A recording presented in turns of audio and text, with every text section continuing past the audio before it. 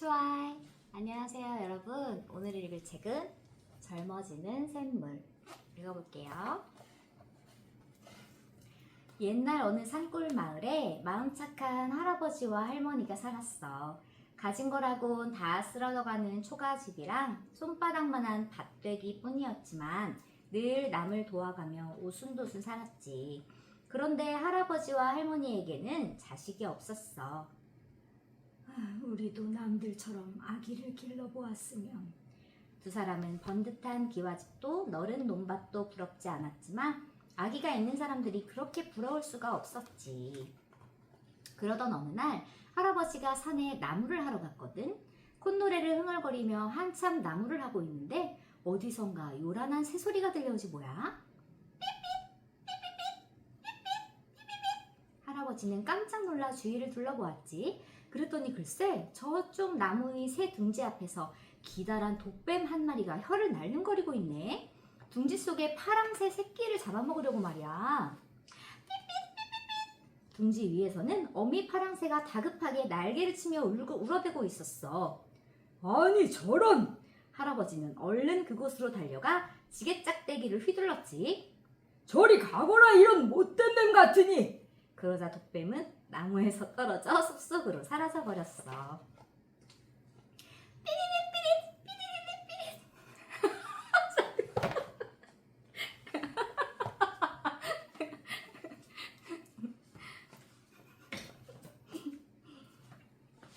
어미 파랑새는 고맙다는 듯 할아버지 머리 위를 빙빙 돌았지. 그런데 이건 또 무슨 일이야? 파랑새가 그만 할아버지 목에 두른 수건을 탁 채서는 포르르 날아가는 게 아니겠어? 계속 꺼라 이 은혜도 모르는 새야! 할아버지는 허겁지겁 파랑새를 쫓아갔어. 산을 넘고 골짜기를 지나 헐레벌떡 달려갔지.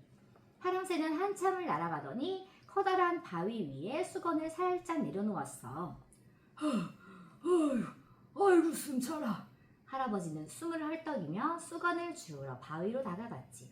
그런데 그곳에 조그만 샘이 하나 있지 뭐야. 바위 틈에서 구슬처럼 맑은 샘물이 꼴꼴 꼬르륵 솟아나고 있었어.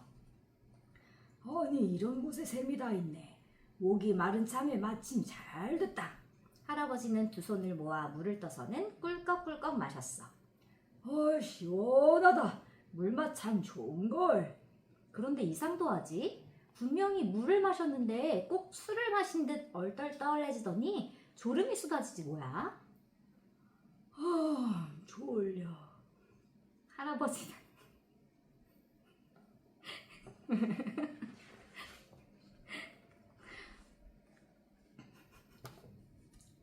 할아버지는 그 자리에 누워 잠이 들었어.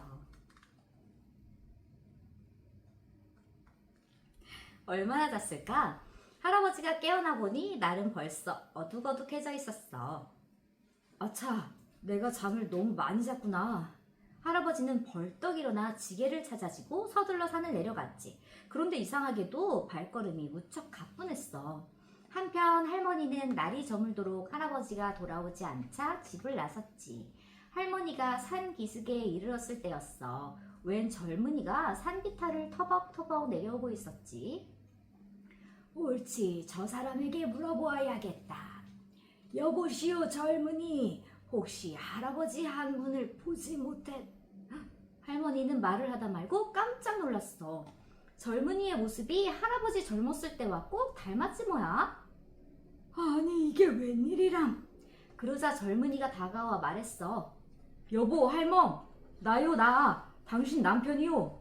에그머니나 망측해라. 할머니는 얼른 뒷걸음질을 쳤지. 할멈이 왜 저럴까? 내 얼굴에 뭐가 묻었나? 할아버지가 이상하다는 듯 얼굴을 만져보았어.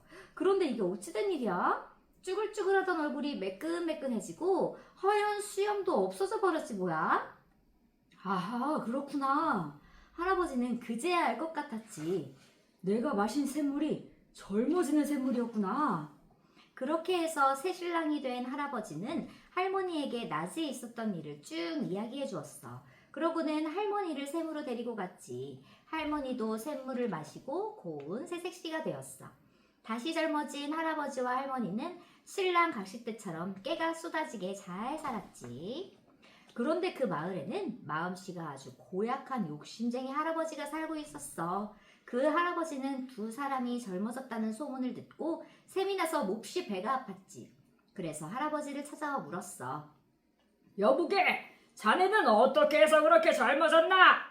마음 착한 할아버지는 모두 말해주었지. 샘물이 있는 곳도 친절히 가르쳐 주었어.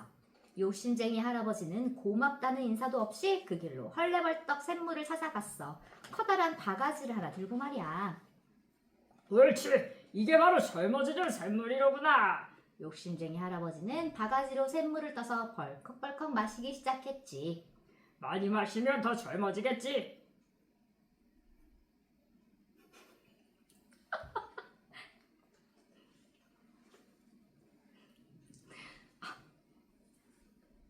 한 바가지, 두 바가지, 세 바가지. 아주 배가 불룩하도록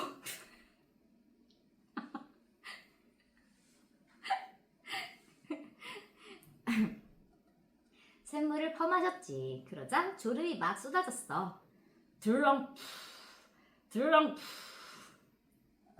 욕심쟁이 할아버지는 코를 골며 잠에 빠져들었지. 어느새 이튿날 아침이 되었어. 그런데 그때까지도 욕심쟁이 할아버지는 돌아오지 않았어. 이 영감에게 무슨 일이 생겼나? 마음 착한 할아버지는 몹시 걱정이 되었지. 그래서 할머니와 함께 욕심쟁이 할아버지를 찾아 젊어지는 샘으로 달려갔어. 그런데 이게 웬일이야. 욕심쟁이 할아버지는 온데간데 없고 커다란 옷 속에서 웬 아기가 응애응애 울고 있지 뭐야. 그 옷은 바로 욕심쟁이 할아버지의 옷이었어. 욕심쟁이 할아버지가 샘물을 너무 많이 마셔서 그만 아기가 되어버린 것이었지. 하하하, 그거 참. 아이 그거 참. 할아버지와 할머니는 기가 막혀서 웃을 수도 울 수도 없었어. 할아버지가 먼저 말했어. 일이 이렇게 되었으니 어쩌겠소. 우리가 이 아기를 데려다 키웁시다. 그래요. 마침 우리는 아기가 없으니 아주 잘 되었지 뭐예요. 할머니도 맞장구를 치며 아기를 안아 올렸지. 자, 이 아기는 어떤 아이로 자라났을까? 마음 착한 두 사람이 키웠으니까 분명히 착한 아이로 자라났겠지? 끝.